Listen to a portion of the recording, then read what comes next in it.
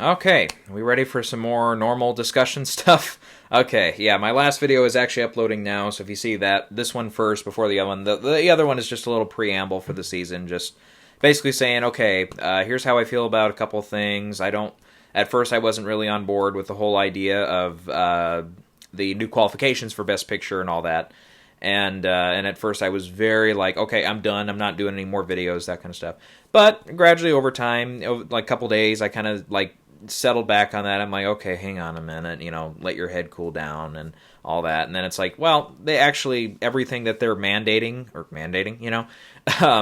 it's actually already happened for like all the major studios, production companies, and distributors already. So it's like really almost every film that comes out is going to be qualifying regardless, unless it's from a very, very independent thing.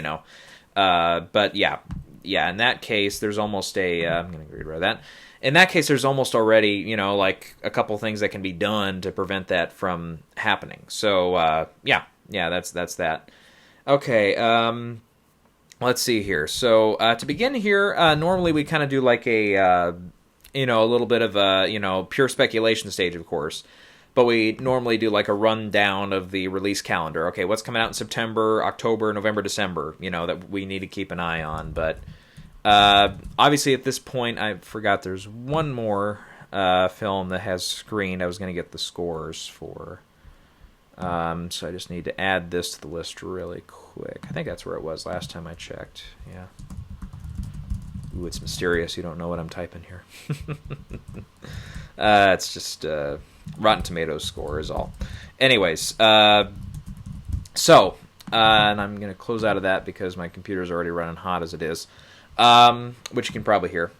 So yeah, we're actually going to start because we were late this year because I was getting my book out, and also I just generally, again, have a little bit of a sense that this Oscar season is going to go completely by the wayside if we see a huge increase in cases and our vaccine hopes get really dashed and all that, and we might not ever have a vaccine, and people just don't want to go to the movies ever again, and the Oscars shut down. It's like, not to say I think that's going to happen, but it's like I have a slight gut feeling still that the Oscars are going to say, okay, everything that comes out this year, this year's a wash. Anything that comes out this year, we're going to consider with the next batch of films. Because really, in all honesty, we only had 2 full months of films come out, January, February, some in March.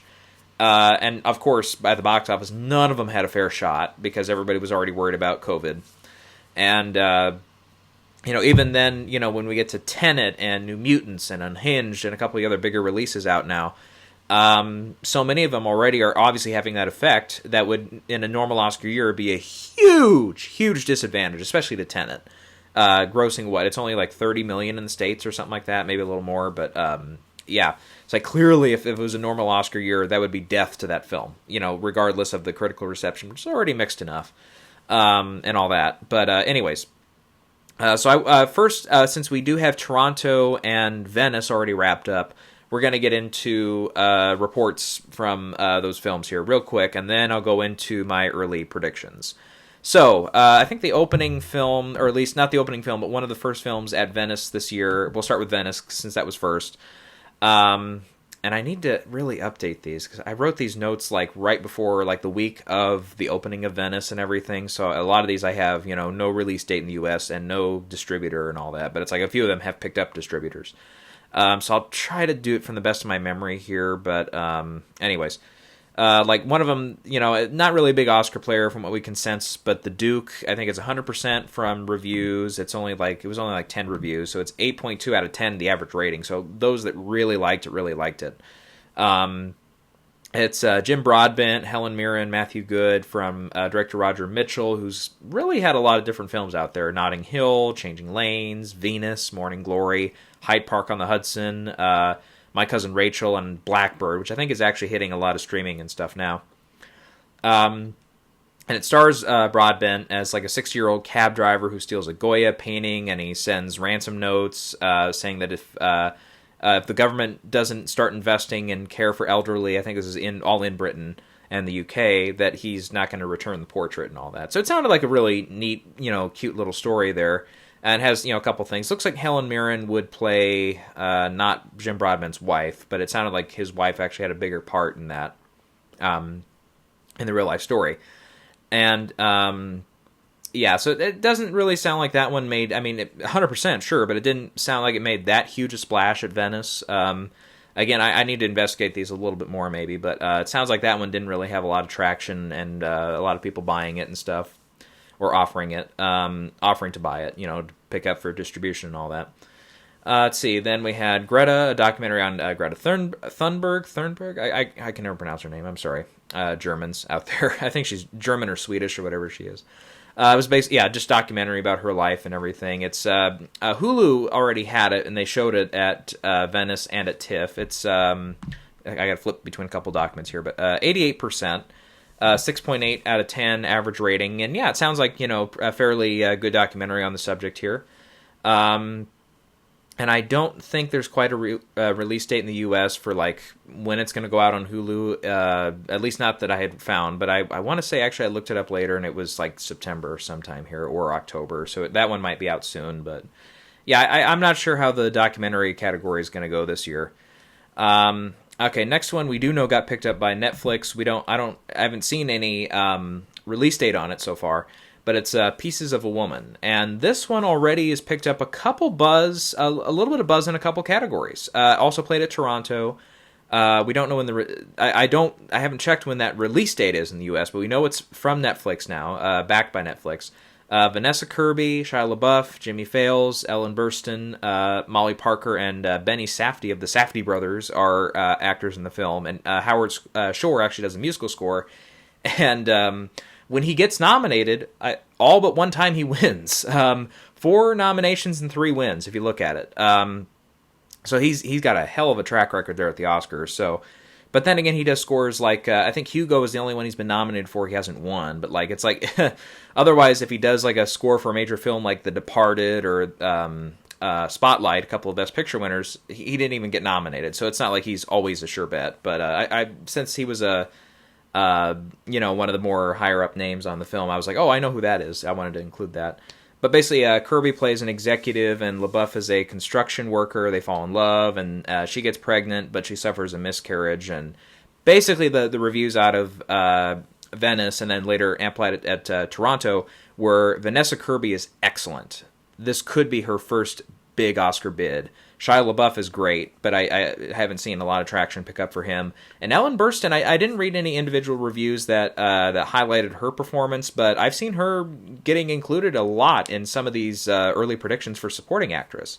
Part of that might be because of her name. This would be her, 6th nomination, I think. I'd have to look at it again. But yeah, she's hasn't been nominated since Requiem for a Dream, almost 20, I think right at 20 years ago now. So, I mean, obviously, we don't know. I mean, she does a lot of stuff. She did, like, House of Cards, a season of that, or, as a guest appearance or whatever. And a few, like, Interstellar and a couple other films like that. So she's still working consistently here. But, again, kind of like we talked about with a few actors last year in a few of those races, we don't really know how many more chances they're going to have. So that might be one that actually makes it through. And it is backed by Netflix. They got, how many acting nominations last year? 2 for The Irishman, 3 for Marriage Story. I think that's it. But no, 2 more. 2 for the Two Popes. Yeah, so they got 7 of the 20 nominees last year in the acting categories, and that's just what I remember now. There might have been more that I'm forgetting about right now, but I think it was 7. So they know how to get their actors in. Even Two Popes, which was not a Best Picture nominee, they got a couple nominations there. So yeah, even if Pieces of a Woman is not a Best Picture nominee, they might get Vanessa Kirby and Ellen Burstyn both.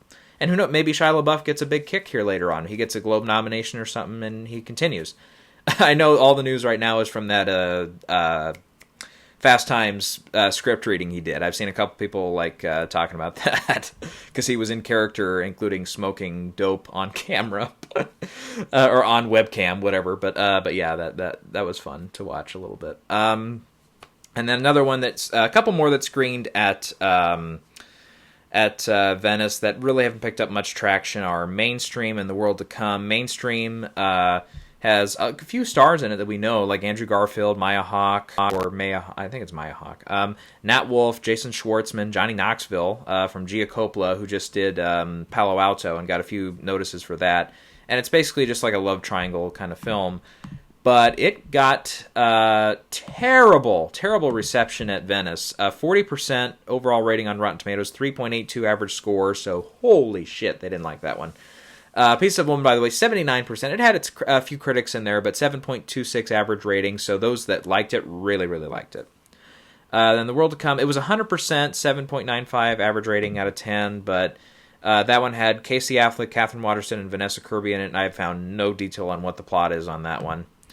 The next one, though, we know is being distributed by Amazon. I don't know when the release date is off the top of my head, but something like October sounds right for this.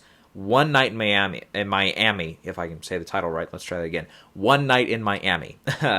And based on a play by, I think I wrote down the... Kemp Powers, wrote the play that this is based on.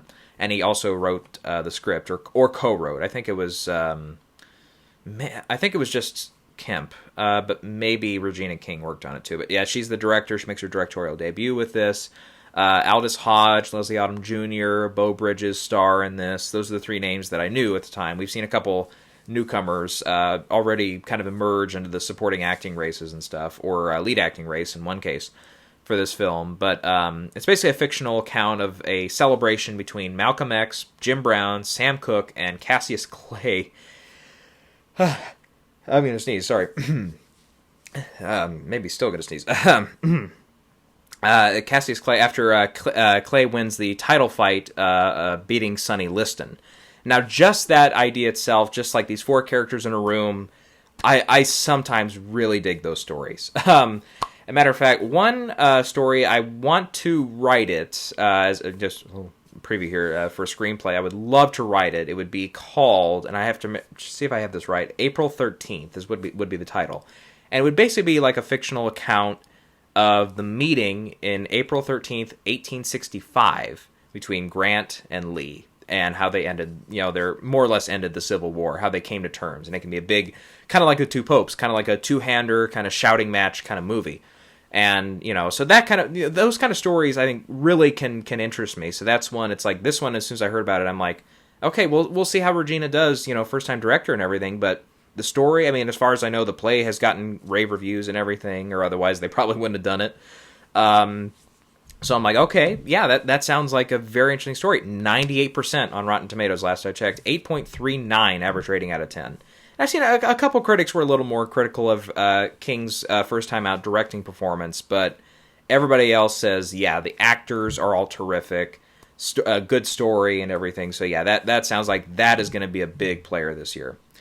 Let's see, we got three more from Venice that I highlighted here. Then again, the next two, not a lot of traction behind them, and they, again, no idea about release dates here. But Hopper Wells, kind of like the Other Side of the Wind or whatever, the Orson Welles non-completed film. This was a documentary he was making, just discussions between him and Dennis Hopper.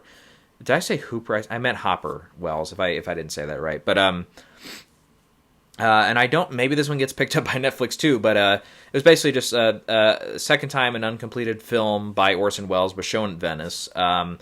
And it's basically just, again, it would be in that documentary category where it's just the two having discussions about filmmaking and the process and everything. But and some of those, are kind of interesting sometimes. But kind of like the, what was the one, it was like Hitchcock or whatever, they did kind of a similar thing there a few years ago, and that got a little traction but didn't get nominated. And that one was 86%, 6 average rating, 6.0. And then we had Run, Hide, Fight, which had Treat Williams and Thomas Jane in it. And that totally crashed and burned. I think actually lower than mainstream. 14% average rating, 3.42 out of 10 average rating. So that totally collapsed. And that one, sorry.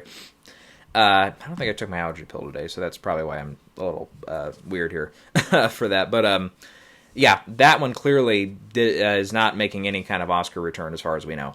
However, the next film was our Golden Lion winner and also the People's Choice winner at TIFF, Nomadland, which has already sprung ahead now as the Oscar frontrunner. And Chloe Zhao is the director, and I was forgotten I was going to look this up, what her heritage is, because that might come into play later. Okay, Chinese. Okay, I figured it had to be, yeah, she was originally from China, or she had some heritage there, if not. Or maybe Chinese American, but she was born in Beijing, so yeah. Anyways, she is the director and the screenwriter here. It's based on a novel, a nonfiction novel. But, and we do know release date of this December 4th from Fox Searchlight. Well, it would be Fox Searchlight. Now it's just Searchlight Pictures, which just a quick story. I saw New Mutants, and when New Mutants came up and the Fox logo was there, I'm like, they still kept the logo. That's nice. And then it scans over and you see the full, and it's like 20th Century Studios, and they cut out the Fox. I'm like, oh, my heart sank a little bit. Oh, I'm like, that sucks. I mean, I'm glad they kept the logo and everything, and I'm sure it'll be the same here for... It'll say, Searchlight Pictures now instead of Fox Searchlight, but it's like, it just kind of breaks your heart that they're not, fully in control anymore. But what happened. We can't change that. Anyway, so we've got Frances McDormand, the star here, and David Strathairn also in a supporting role. And again, we mentioned written for the screen, directed by Chloe Zhao, who did Songs My Brothers Taught Me, which I saw at the...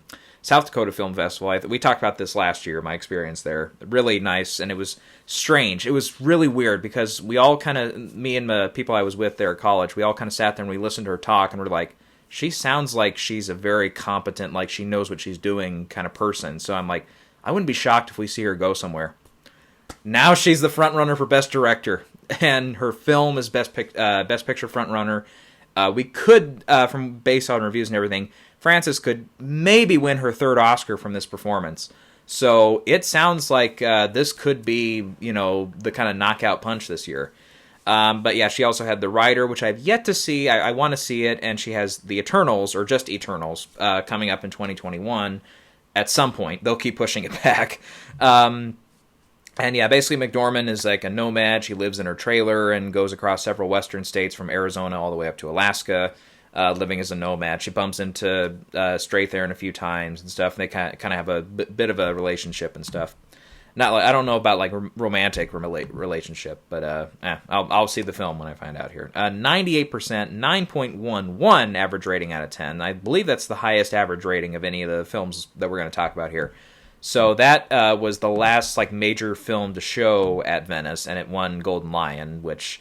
Yeah, it really looked like it was going to come down to that, One Night in Miami, or maybe something else that was like a foreign language film, a foreign produced film that I didn't really have my eye on. So I'm like, okay, but yeah, that one. So I'm like, okay, that's one to watch out for. And yeah, I'm really waiting to see that first trailer because it looks like it sounds like from everything here, it'll be a winner.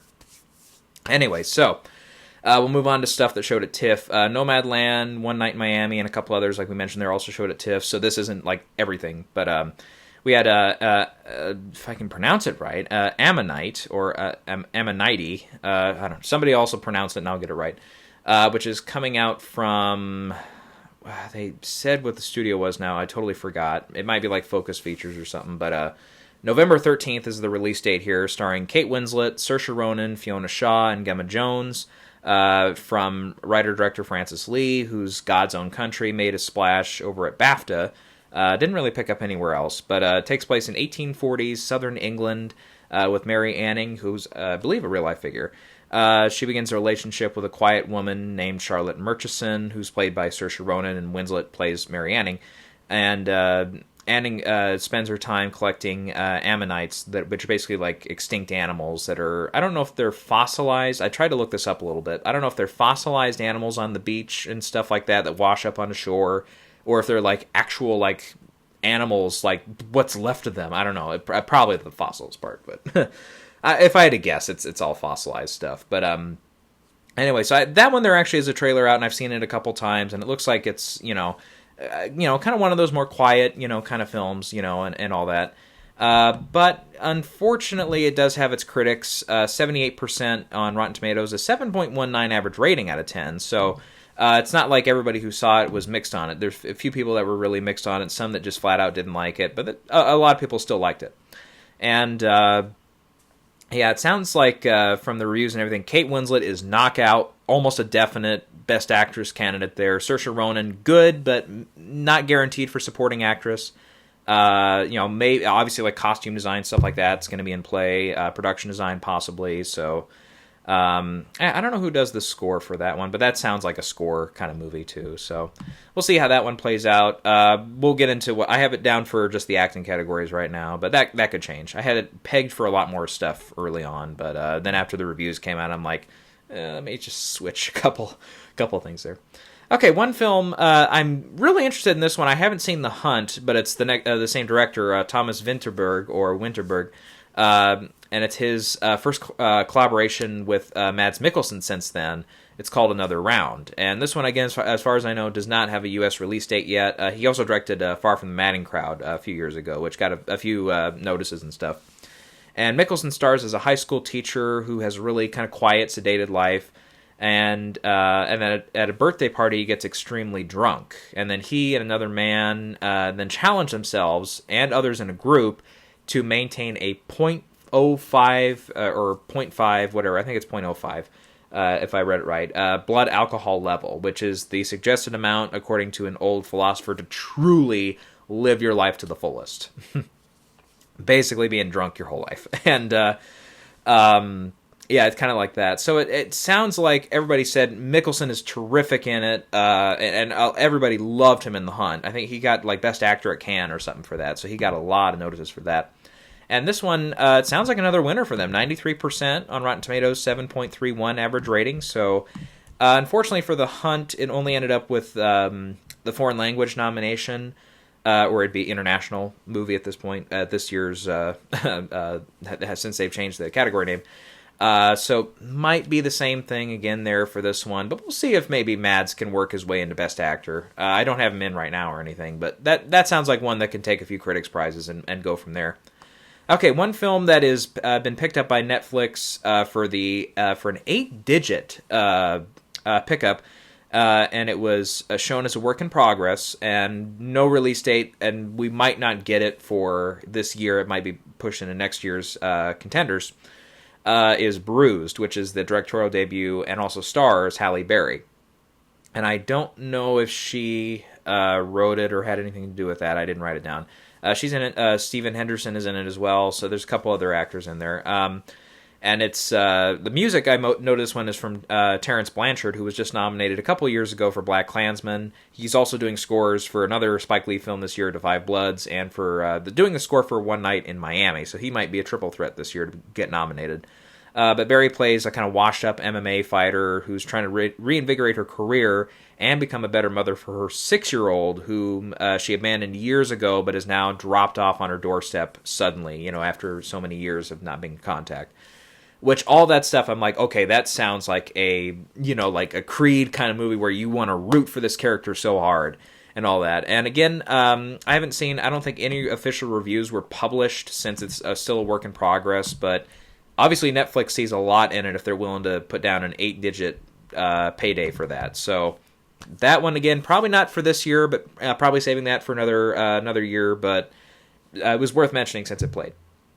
Okay.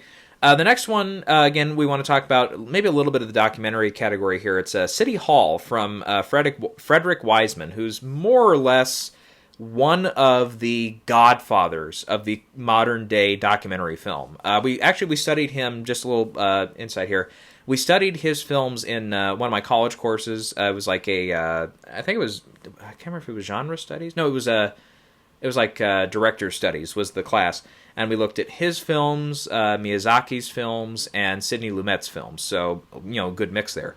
And Lumet's films, like we watched Network and Dog Day Afternoon. I had not previously seen Dog Day Afternoon, but holy shit, that's a great movie, really quick. And we started out with 12 Angry Men, which I'd seen several times, but it was great to see that one again. And just to see, the people around me, all these kids who are my age or a little younger, had never seen that one because it's black and white, it's 50s, and nowadays it would probably be considered racist because there's no black people in the cast. And the only person who's Mexican, Hispanic would be the kid who's in trouble in the film and up for murder and all that, and he's not given more than one shot in the film.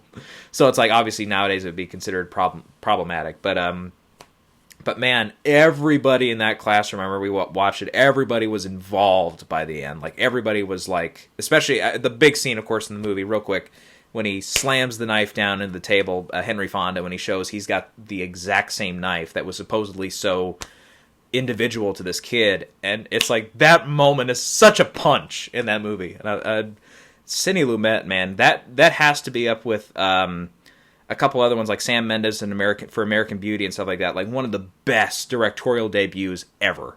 Like, holy crap. And, maybe we'll see a couple filmmakers like Halle Berry or Regina King maybe join that crowd this year if those two films are as highly touted. But Frederick Wiseman, real quick, was one of the filmmakers we looked at as well. And I had no idea who he was, and he's still actively working, I believe, in his 90s. But his original film, Titicut Follies, was like more or less, as we kind of read about in class and stuff, it was like a game changer in the documentary. It originally aired on PBS like a couple of years after it was done. It was a huge insight look into mental hospitals and mental wards and mental prisons at the time. Basically where a couple of them were treated like human beings, everybody else was treated like trash, and it was a huge. We saw from what we read again from a couple of reports, it's like there was a lot of changes that happened after that and everything. So.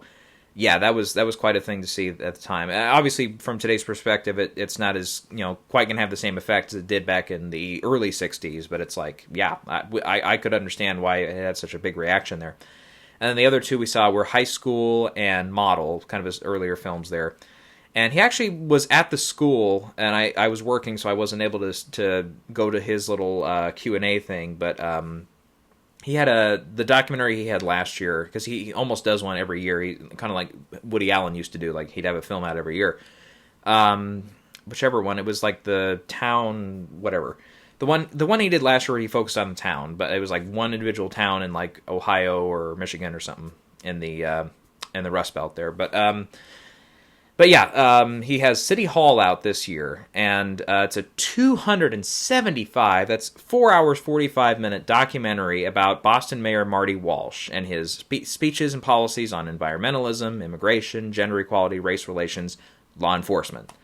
And obviously, this year, holy shit, I mean, and clearly, through the past few years, this has been something, that a lot of people always talk about, but it's like, those five are like the five big things that everybody's looking at in this election year. Like, what's the person, what's Trump or Biden going to say about this or that?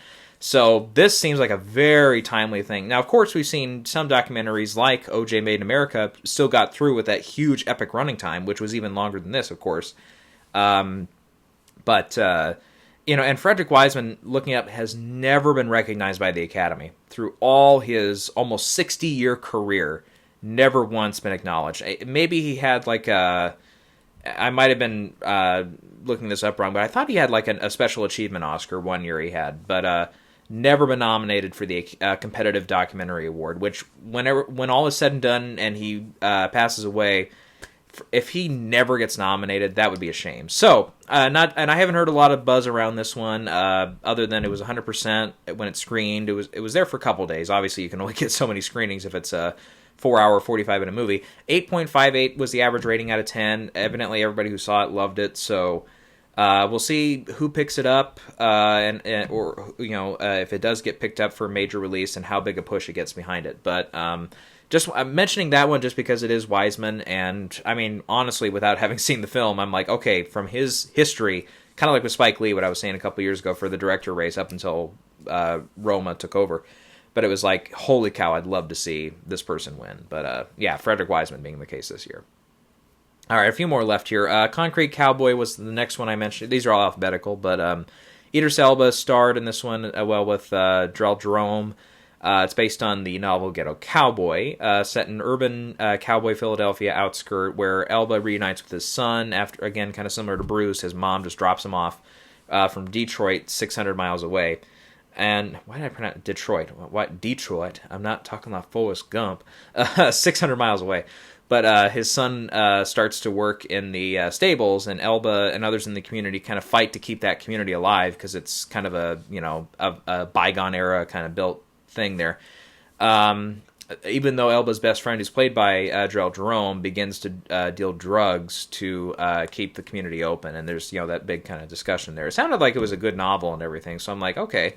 Average rating was 6.21 out of 10, and 81% from those who saw it at TIFF. Again, I haven't seen who picked that one up or if it's got a release date yet, but yeah, that sounds like one where it could be maybe a player for Idris Elba, but yeah. The next one, again, I don't think has a release date quite yet, but it also screened at Sundance, if I remember correctly. That's Falling, the directorial debut of Viggo Mortensen, who also wrote and co-produced the film. And he also stars in it, along with Lance Henriksen, Laura Linney, and David Cronenberg. And Viggo plays a gay man who is trying to reestablish his relationship with his homophobic father, who's played by Lance Henriksen, who is then diagnosed with dementia and is forced to kind of sell his family farm and move in with Viggo Mortensen's character in L.A. And it's a, last I checked, it was 64% from Rotten Tomatoes. 5.81 was average rating out of 10, so it has its critics. And a lot of people were saying the big player here, if it's going to get anything, it's going to get supporting actor for Lance Henriksen, which, again, that's another actor who's never been acknowledged for his work. And again, just going back to that class, we saw Dog Day Afternoon and Network. He has very brief roles in that, and obviously he took off from there with Aliens and Terminator and a whole bunch of films in the 80s and 90s. And I think he's done some TV work and stuff in the past year, too, very recently. So if he happened to be recognized, that'd be great to see him, because he's had a great career and a lot of really good performances through the years, too. And it sounds like this is a very good role. But, of course, it's going to get a lot of comparisons to The Father with Anthony Hopkins. So that, and even though they're going to be running supposedly in different categories, unless they push Lance Henriksen up to lead, but from what I hear it is supporting, that it's still going to get, I think, some trouble with that. And, yeah, the critics, basically said, Henriksen is great, but the story's really repetitive, and it's basically just over and over again with, a big scene between Viggo and him where it seems like they're making some ground, but then he'll say something, Henriksen will say something bad, and then all that stuff. Yeah, just kind of sounded like it was going to be a little too repetitive there. Okay, this next one I'm going to look up, because I just read this last week that this one got picked up. It's Good Joe Bell from, I've got a couple things written down here. Who picked it up here? Oh, I just read it from Deadline there. Solstice Studios. Okay, I don't know if I've seen anything else. Oh, they just did Unhinged. Okay, yeah, so they're brand new ones. Maybe that's one I read in that report from that other video I did. But Good Joe Bell is this one. It's starring Mark Wahlberg, Connie Britton, and Gary Sinise. Directed by Ronaldo Marcus Green, who was going to have another player out this year, King Richard, which is the Serena Williams kind of biopic, but it really centered on her father and her sister, and they're growing up with him kind of being tyrannical and stuff about them, doing their stuff really well. And that got pushed back a full year, so we'll see where that one goes next year. Will Smith playing Richard there. But it's from writers Diana Osena and Larry McMurtry, who are Oscar winners for Brokeback Mountain, so we know it's got some pedigree to it here.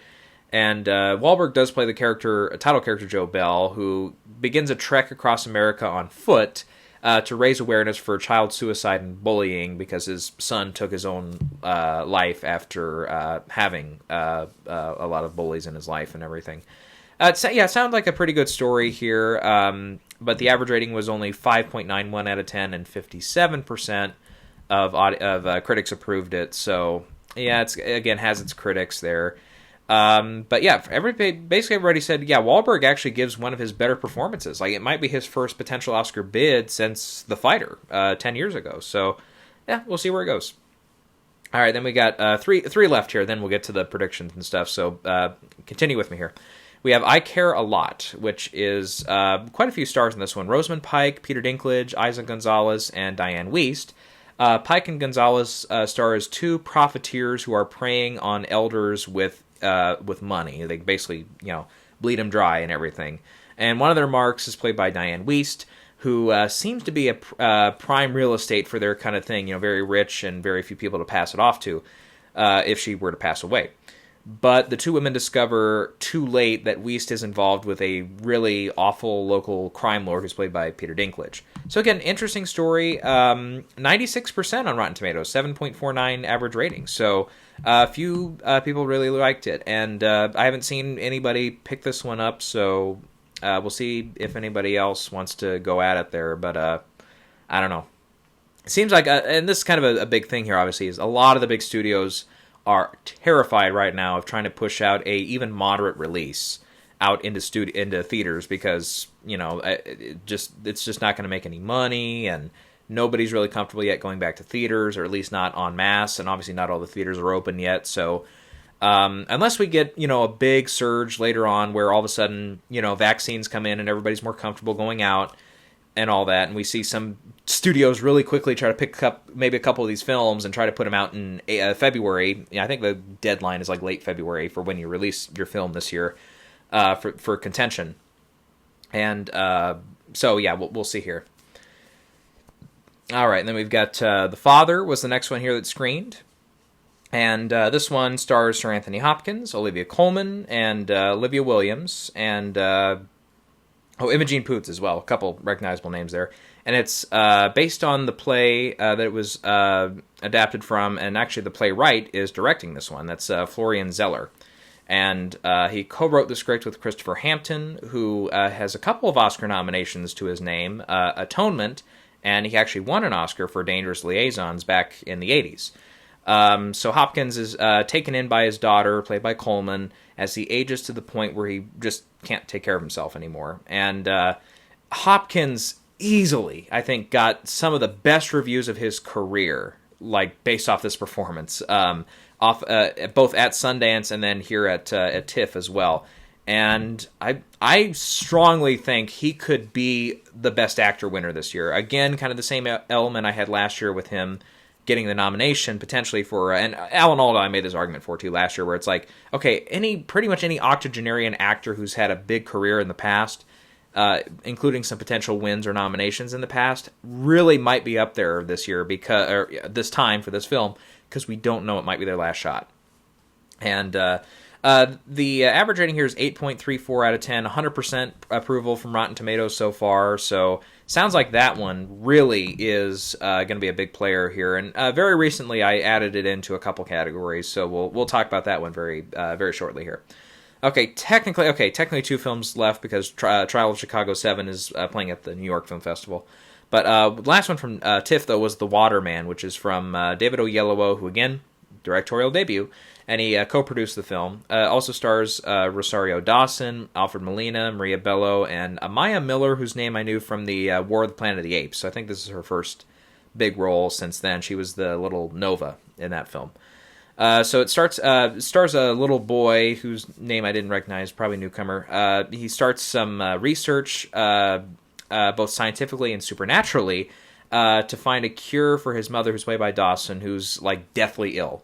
And he ends up discovering the legend of the Waterman, which sounds a lot like Candyman to me, a little bit, but obviously this one being a lot better, who can bestow everlasting life onto others. So the boy and his friend, played by Amaya Miller, kind of set out to find him in a forest, and Oyelowo and a couple others have to try to track down the kids, before they get into trouble or anything.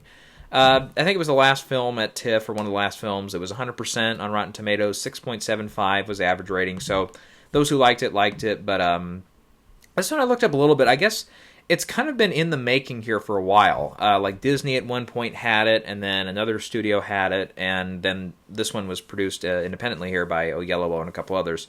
So it sounds like this is one, it's kind of had some ups and downs, so I don't necessarily see Disney or somebody else like that picking it up.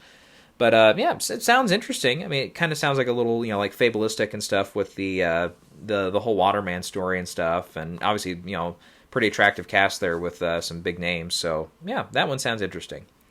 All right, then the last one here just started screening a few days ago. This last week was Trial of the Chicago 7, the second film directed by Aaron Sorkin. He also wrote this one, based on the Trial of the Chicago 7 from 1968. And yeah, we've had a couple of trailers come out, and that first trailer really, I thought, looked good. The second trailer, which had a lot more in-depth, and you actually saw a few more of the characters really branched out there, and all that, man, I think this could be could take up if it really continues here, and once more audiences see it, this could turn into our Best Picture front runner. Because I mean, again, not going to go into it too far, but this year especially, a lot of relevance around protests, whether or not they're legit or not, violent or not, considered violent or not, who starts them and who escalates them and all that. That's what is at the whole heart of this story. And it's 92% from Rotten Tomatoes, 8.05 average rating out of 10, so almost everybody loves it universally. So yeah, and it sounds like and looks like it is a legit, like, might be like a 5, 6, 7, 8 nomination film. So that one I'm excited to see. It's going to come out here on Netflix. Actually, I think it's a couple weeks away. Somewhere in there. Somewhere in that neighborhood. So I am looking forward to that one, for sure. All right, so that's kind of the basic rundown from TIFF and from Venice. And now we'll get into my actual predictions here.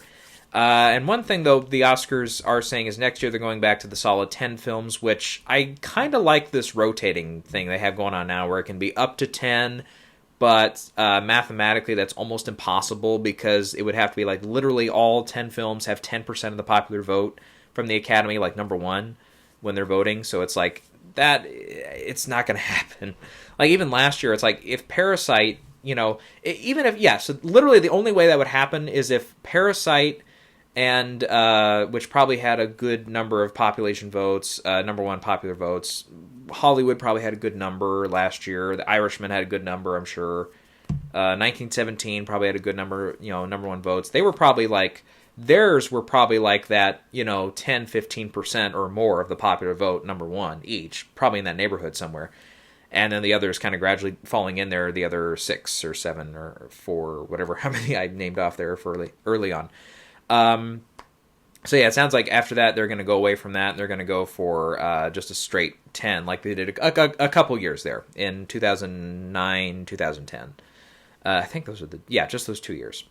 Which, again, I'm not a big fan of that, because like we saw in the 2011 year, there's like a couple films on there that not everybody loved, and they were, like the 9/11 film, which I never did see, but it's like, I don't know, I remember a lot of people very critical of that film, and they're like, why is that nominated? Or some people didn't like War Horse. They're like, why would War Horse get in? It's like ridiculous. And that was that was the first year of the rotating number of nominations and stuff.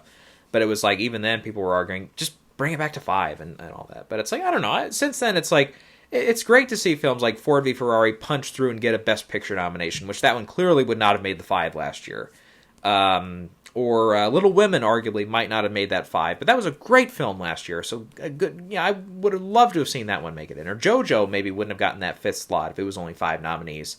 So yeah, of course JoJo should be a Best Picture nominee. So I like that idea, and I like the idea of it being 5 to 10, not a solid number, because who knows? Like, we've seen a few years here, it's like sometimes it's a struggle to get to 5 films that everybody really likes, or 5 films that are generally considered great. So yeah, so when it gets to 10 again, it's like, I don't know, we'll have to see, but obviously we'll take it as it comes.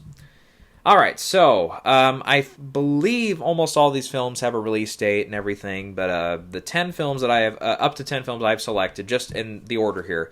I do have One Night in Miami out front. It sounds like it's, again, a film that's right up my alley from Regina King, and it's Amazon's behind it. And I think Amazon is going to try to push hard this year to get their first win, to beat Netflix for that first streaming win.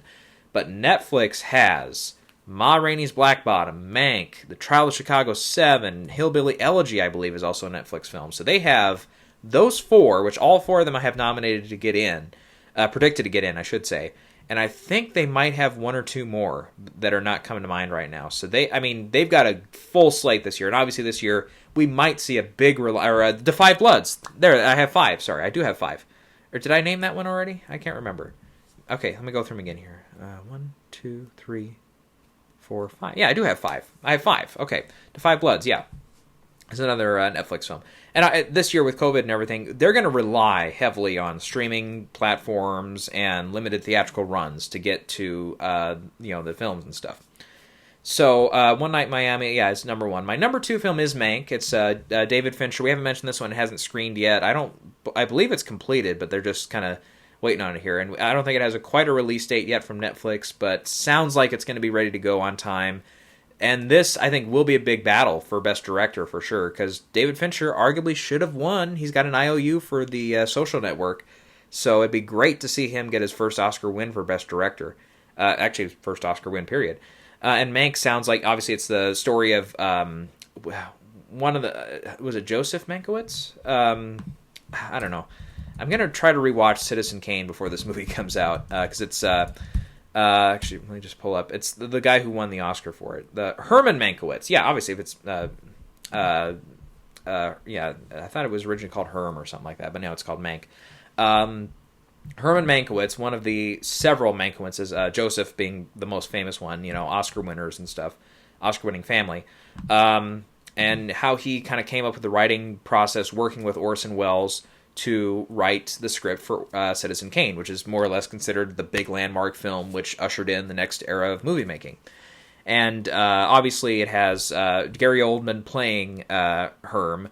Then you have Charles Dance in the cast, Amanda Seyfried, Lily Collins. There's a couple other ones in there. Directed by David Fincher, out from Netflix. Written by... who's writing this one? I don't know. I'm going to look up the page here, see if they have anything for a release date or anything on it yet. But yeah, who is writing this one? Jack Fincher. Anyways. But it's... Reznor and Ross are doing the score for this one, of course. Arliss Howard's in it, too. That's right. That's another name I recognized. And... Yeah, it sounds like... and Charles Dance playing William Randolph Hearst, of course, is the inspiration for Citizen Kane. So, the character of Charles Foster Kane. And you got Louis B. Mayer is played by Arliss Howard. Let's see, who else here? Thalberg. Okay, I was about to say, I'm like, Irving Thalberg should be in there. Yeah. He's in there. John Houseman is an actor, famous actor. Tom Burke plays Orson Welles. I haven't heard much buzz on that one yet. Nobody's playing Joseph Cotton or anybody else related to the film? Okay, maybe not. Well, they might not show a lot of the filmmaking part of it, too. But it does sound a little bit like the Saving Mr. Banks film, where it's about the process, not so much about the filming of it, which Hitchcock was all about filming Psycho and stuff. But yeah, that one is clearly high up there, and a year after a few Academy Award Academy voters were a little pissed off that a foreign language film won. Clearly, we saw a few people, internet celebrities, internet personalities, I should say, pissed off at that. We could see, kind of like some people argued, like a couple years after Moonlight won, a big progressive film about black gay men. We see Green Book wins, which is about race, but it's told from white perspective for the most part, from white filmmakers, and many people had problems with it, of course. So it's like that's a return to form, kind of old-style Academy, Driving Miss Daisy kind of win. So Mank almost could get into that stigma where it's like it's about Hollywood, it's about filmmaking, it's about the process, and a year after Parasite wins, it makes sense that they would go to that because it's more traditional and all that. So we could see it fall into that argument, but with David Fincher behind it, I doubt it goes that far. It's not. I doubt this one's going to be this year's 3 Billboards or Green Book in that way.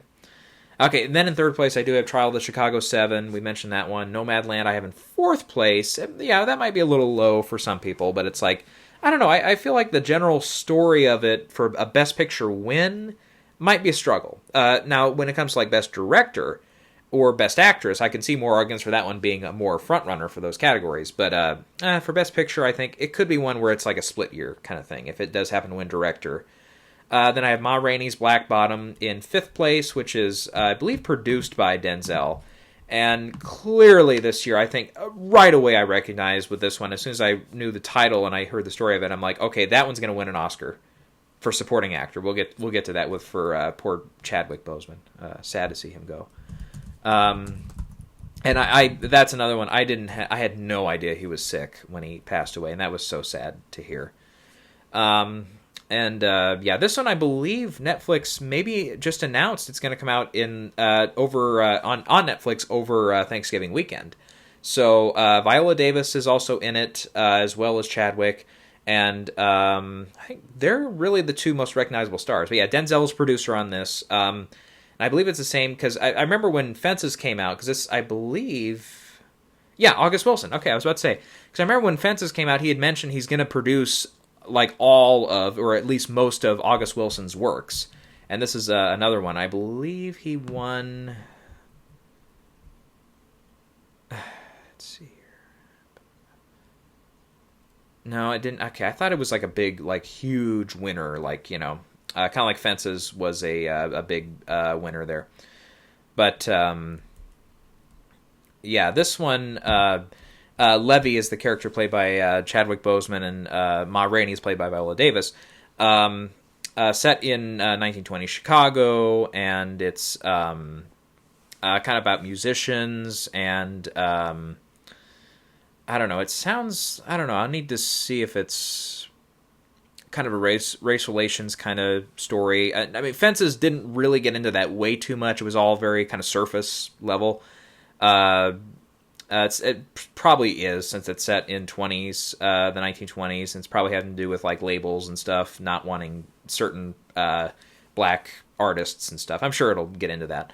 But yeah, it will come out from Netflix, again, with Denzel producing, so sounds like this is one that could, again, like Fences, really take off and be a big player here. And well, the big argument, of course, is Chadwick's character, if they're gonna put him in lead or supporting. Personally, my feelings on this: Chadwick arguably should have been recognized for his work in 42 by the Academy. It was a tough year. Don't get me wrong. 2013, strong year for Best Actor, and even then, it's like it seemed like everybody was all focused on Harrison Ford that year. And this, of course, this is me coming out after his death, of course. So it's like, obviously, in retrospect, we said, oh, he should have been considered. The year of Black Panther, everybody all down the categories was like, oh yes, it should be considered for supporting actor for Michael B. Jordan, for director for Coogler, for picture, obviously, and it did, for screenplay, which it didn't quite get into, all the tech category stuff.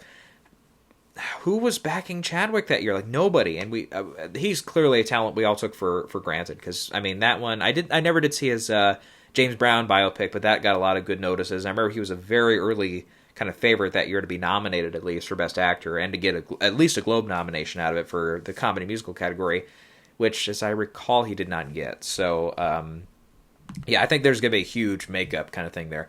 So I think if Netflix, and depending on the role too, because I don't personally know this story very well, so I don't know if it is more of a lead performance versus supporting, but it's like, it sounds like if they put him in supporting, that's a clear posthumous win kind of situation. I have him out front in supporting right now.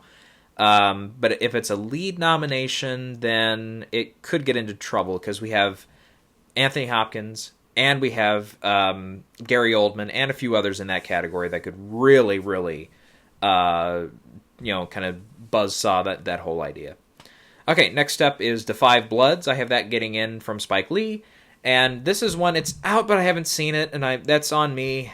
We have all the time. I mean, I'm still working. I mean, with COVID and everything, I'm still working from home, but it's like, I probably should have seen that one by now, and I haven't. But yeah, that one is also getting a few notices here for its lead acting performance, and the actor's name I'm totally not familiar with. Delroy Lindo, and I don't know. I'm gonna look him up. Is there anything I've seen him in? He was in Malcolm X. I haven't seen that one in so long, though. I can't remember that character. Archie. I don't remember that character in that movie. I need to rewatch that one. But yeah, he's got a long kind of history of films and stuff. Evidently, again, from everything I've heard from this, he's a knockout for that lead performance here. And I will see the film probably very quickly here. But yeah, so I have him in for Best Actor. And Chadwick is in this one too, and more of a supporting role. But it sounds like, since it is another Netflix film, they'll put all their push all the chips in for Ma Rainey's performance there. And yeah, this one, basically from what I remember from the trailers, it's all about several soldiers, black soldiers from Vietnam, returning to Vietnam years after the war to try to find, basically a hidden treasure kind of deal. It's super long. It's over 2.5 hours, but yeah, it sounded like it was very well received there. I believe it was in the 90s range on Rotten Tomatoes, so that one I have getting in, yeah. Hillbilly Elegy is another one I have here, and I originally had this in pegged for director too for Ron Howard, but I don't know, we'll have to see. But this one has a monster cast in it. I'm going to bring up the page again here. Elegy film. There we go. Because it's got Amy Adams, who's potentially we're running here in lead. Glenn Close. Haley Bennett. Fredo Pinto. And I thought it said Bob Hoskins. But no, yeah, he passed away a few years ago. Yeah, and it's coming out from Netflix. Supposed to be out again in November. That's what Netflix has pegged it for. I haven't seen the exact release date, but based on a very popular novel. Vanessa Taylor wrote the script, and her name sounds super familiar. Oh yeah, co-writer on Shape of Water. Yeah, and yeah, she also did a little bit of work on Game of Thrones, which I've seen that whole series. God, what a good show! Even if the ending kind of goes down a little bit, I really love that show. So yeah, I would say when that name came, I'm like, yeah, that sounds familiar. But anyways, supposedly she also kind of was maybe a ghostwriter on the Aladdin remake. Oof, probably not. Hopefully that's not true. But I didn't like that one. Yeah, so this one, kind of based on like I believe Appalachian, so like West Virginia kind of stuff there. And Glenn Close, right now I do have out front for that supporting actress bid, just because she lost for The Wife a couple years ago, and that was one. I think in retrospect, everybody looks back at that and they're like, why did she not win? And obviously that's just sentimentally speaking. Of course, that year I probably would have voted for Olivia Colman myself, because that was my favorite performance in that category. But Hans Zimmer's also doing the score for this one, so watch out for him to sneak into that category, as he almost always does. And yeah, Ron Howard's directing this. And this one I think has been kind of, circulating here for a while. It's been one that people have been kind of talking up for a while here. So I have that one getting in for picture and screenplay and the 2 acting category. I think Amy Adams will probably lose her 7th nomination here to somebody else in Best Actress. We'll get to that one later here. But, yep. Okay, then we have News of the World in 8th place for me here. The Paul Greengrass film, starring Tom Hanks. They team up again here. Tom Hanks, it basically sounds like it's going to be a little, kind of like a Western thriller, if that makes sense. Set in a Western town in the 1800s, like 1850, I think it's 1860s or 70s, post-Civil War era. And he goes out and he actually is like, kind of passing along like civilization stuff, like newspapers, trying to set those up in towns and stuff, from what I remember briefly reading the synopsis there. And he actually runs into a situation where he's going to try to rescue a kidnapped daughter. And I'm going to look up if there's anybody else in the film. News of the World. Let's see here. Who else is in it? Nobody really. The kidnapped daughter supposedly is going to have a bigger role in the film. She's played by a young actress named Helena Zengel. Only 12 years old. Okay, we know that. And supposedly I've seen a couple advances say she could be a, kind of one of those like brand newcomer kind of supporting actress nominees. But we've also got Mare Winningham and Elizabeth Marvel in supporting roles here, so I know a couple of those names as well. Universal's behind this one. I believe it's pegged for Christmas Day release, with James Newton Howard doing the score, and this guy sounds super familiar, doing cinematography. I'm looking up. His name is Dariusz Wolski, I believe from Poland, yes, who's done a lot of film. He did the first 3 Pirates films, was cinematographer on Sweeney Todd and a couple of the other Tim Burton films, did cinematography on The Martian and The Walk for Robert Zemeckis did The Walk, and then Ridley Scott did The Martian. He actually did quite a few Ridley Scott films here. All the Money in the World is another one, and I actually did the sequel to Sicario. And he's also actually doing the next Ridley Scott film, The Last Duel, which was originally supposed to be an Oscar player this year, then that got pushed way back to October next year. That sounded like that was one that was maybe going to have a big play there. But yeah, News of the World, this one I have lower down. This could be a year where we only see 6, 7, 8 nominees, and this one could be one of those last ones that gets in. Sounds like a really compelling story. I do not have Tom Hanks in right now because, looking in recent past, it's a struggle, huge struggle to get Tom Hanks nominated, it seems. It's like, last year it just seemed like that category, it's like everything lined up right for him to get that first nomination in 19 years for A Beautiful Day in the Neighborhood. So I don't know. I don't have him in right now, but we'll see. 9th place, I do have The Father. We mentioned that one. And then in 10th place, I have The French Dispatch, which is that one going to screen like pretty quick here? I thought it was going to be at New York Film Festival.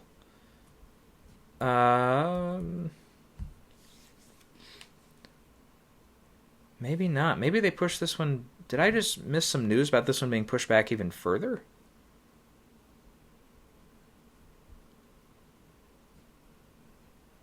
Planned for release in 2021. That's not what I read last. I don't know. That doesn't sound right. Maybe they pulled that one. Like West Side Story this last week, they just pulled, and that's going to be pushed way back to December next year. But now this one's, Wikipedia at least is saying right now from, okay, where did this report come from? Okay, this one actually might be a late breaker here. Yeah, I might have missed this one. Leaves Oscar race. Okay. This was today. Okay. So, yeah, we've been watching a lot of college football today, so I didn't know this. Okay, this one is out. It's actually looking at premiering at Cannes next year. So, okay, I got to pick somebody else here. Okay, scratch that. Well, that takes out a screenplay nominee for me, too. Oh, who do I want to go with, then? Boy.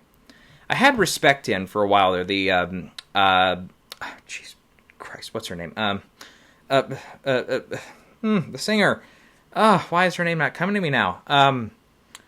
Oh my God, I can see her face and I can hear her voice. Franklin, Aretha Franklin, the biopic there with, oh God, okay, we'll get to her later. I have her winning Best Actress. God, who do I want to go with then? Sorry, this is very late breaking. I didn't know this. We're not going Mulan. I haven't seen that one yet. Who do I want to put in? I don't know. I'm just going way down the list here for films that like maybe 2 people have in on Gold Derby right now, but none of these sound right either. God, who do I want to go with? Like nobody here. It's like I don't know. It's like Tenet definitely doesn't sound right to me. I saw that one. I gave it a 5 out of 10. I felt like with that one with Christopher Nolan, real quick.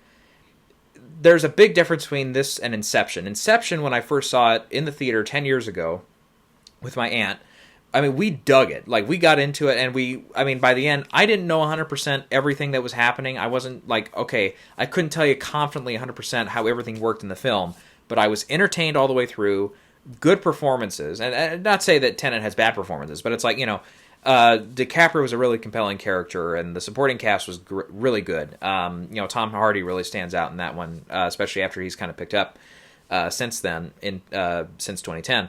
And it's like even through that, I was very entertained all the way through. Tenet did not have that effect on me at all. I felt like I was really enjoying myself, like up to about 40 minutes in.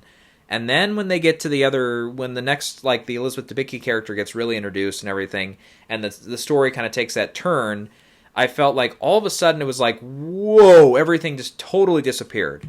And really quick here, I think from the caster, I think Elizabeth Debicki is fine. She's just works with what she's given there. John David Washington is good as the lead character. The protagonist, I guess, is the official name for the character, which is really stupid. I mean, when I read that early on, when it was, pre-COVID and stuff, I was like, okay, that could either really work or it's going to be really pretentious, and it comes out as totally pretentious. And so, yeah, I'm not, I mean, his character, I think, and he has some good, like, humorous, like, one-liners that are good. I laughed at those. I think he walks that line fine. And obviously, it does well with what he's given again. But Robert Pattinson I quite liked in the movie, and I haven't really seen him in anything. I mean, I saw the first Twilight years ago, and I didn't bother with the rest of them. That was another one, like the Transformers sequel, where it's like I started to watch a little bit of the second one because I'm like, okay, just in case this one turns around, but it clearly didn't. So I'm like, okay, I've never seen any of those again, ever. And so since then, I've always had that bad taste in my mouth, even with, him being the next Batman, which I'm not 100% on board, even with that trailer and all that. It's like, I don't know, I need to see more of him before, and some of his other work. I never did see Good Time or a couple of the other independent ones like The Rover or some of those that everybody loved him in. So, no, I don't know. But I thought this one, he left an impression in this one and all that. And my big complaint, Kenneth Branagh was in a completely different movie. Like, he was like, it almost like felt like whenever he was on screen, it was in a film that he himself was directing, if that makes sense. It's like Christopher Nolan was nowhere to be seen on set that day. It was like Kenneth Branagh took up directorial position on that for, he's doing like the Agatha Christie movies now, and he just did one of the Jack Ryan type movies. It was almost like he was in one of those films all of a sudden. So I'm like, whoa, okay. And it's like, yeah, he's totally in a completely different film as that Russian bad guy type character. So that, all his stuff completely fell flat for me. And it felt like, especially once we got into that section of the film, it's like we were really interested in the reverse time stuff, and that stuff with, like, what's her name? Clemence Posey, or whatever, however her name is, sorry, I almost said pussy. Clemence Posey, or however her name is pronounced. French actress. It's like her stuff with Don J. Washington, all that stuff. I was into it. I'm like, okay, I think I'm understanding it a little bit more. And then we get into this stuff, which is all about like art dealers and stuff. And I'm like, okay, what does this have to do with anything? Fucking anything, Christopher Nolan, come on. And it's like, that stuff really didn't interest me. The stuff with Branagh, no, not at all. Didn't interest me at all. And then we get back into the reverse time stuff, and I'm totally confused. And it's like, all of a sudden I'm like, whoa, okay, this is over my head already. I felt like I was almost getting it, like Inception. It's like, after a while, you kind of start getting it with the whole dream inside of a dream inside of a dream inside of maybe another dream, how many levels you go down and all that. It's like, after a while, I kind of started figuring it out in the theater watching it, and then on repeat viewings, of course, yes. But with Tenet, it's like, even at the end, after reading the Wikipedia page when I got home, I'm still not sure how that whole goddamn thing works. And then Aaron Taylor Johnson shows up out of nowhere, and all that. It's like the car chase that's in the middle of the film, and one scene after that, which also has to do a little bit with the reverse time. A couple of those scenes, I thought, okay, maybe I can get back into it. But then the ending was like, again, like, okay, it seems like you set up a rule and then immediately disavow that rule. And then it's like, okay, what is the whole time frame here? It's like, it just didn't make any sense. And it was not, and it versus Inception, where it's like, again, at the end, I was a little confused on some things. With that one, at least I was drawn in. The movie was saying, come, into this world a little bit, we'll share this experience and all that. But no, I did not get that sense at all with Tenet. With Tenet, it was a push me away. It's like, if you don't get it, fuck you, was kind of the attitude I had, that it felt like the film had at the end. It's like, I'm being smart now because you should be understanding what this is. Maybe it was just me, but it totally gave off that sense. So I was like, no, I got totally pushed away by how the whole time thing worked by the end. So I was like, nope, and it was just not an enjoyable film at the end of the day. But anyways, that being said, I don't think it's a picture player. It's not in for director at all. None of the acting categories. No, screenplay probably not. But I can see it being a major player in the rest of the categories. Like, cinematography was good. The score was good by Ludwig Göransson. I like the visual effects. I think it's probably going to win that category because it's probably the only blockbuster that's going to play this year. Outside of maybe something like, I don't know, I haven't seen it, but Invisible Man, maybe if that had some effects in it that were good. But yeah, I don't know. I mean, yeah, I don't know. It's like, yeah, the sound category, maybe production design, maybe. I mean, most of it's really just set in modern day stuff, so that's not like they're creating whole worlds like Inception. You can almost see an argument for that one to be nominated for art direction, which I can't remember if it was or not now, but yeah. Costumes, not really. I don't know. Yeah, musical score, yeah, maybe, but yeah. So that it'll probably get some of those tech categories, but I don't. Kind of like an Interstellar, I just don't see it as a huge player there. And then yeah, New Mutants, 3 out of 10. I didn't like that one, but that one I would almost rather watch that one again because it's only an hour 25 minutes. And it's like, again, it's like so many of those actors are just totally in different movies than everybody else. But it's like, I don't know. So that one almost, and I thought Maisie Williams actually was decent in the film. Anna Taylor-Joy was totally in a different world. The other main actress was okay. The two guy characters were all right. I mean, the one guy, his accent, Southern Kentuckian accent, just totally kept disappearing. But yeah, I don't know. That one's obviously not going to be an Oscar player. But anyways, so I don't know who I put in here. There's a couple other ones we can talk about here, like Soul, which sounds like it's going to be between that and Onward. Pixar versus Pixar for that Best Animated Feature category. Soul, I do have that one getting in for its original screenplay. That almost kind of feels a little bit like Inside Out, which was the last kind of major Pixar player, which was kind of inching toward that Best Picture nomination. Ammonite, maybe, but again, some of the reviews are kind of mixed on that. And then maybe I've seen the preview for Judas and the Black Messiah, and that kind of sounded a little interesting there, but I don't know. I just don't know about that one, so I don't know. Okay, I'm gonna stop here. I got to rethink a couple things here since we got that late news. So we'll pick up and we'll go more into the acting categories, directing and screenplay next time, and maybe some other categories there.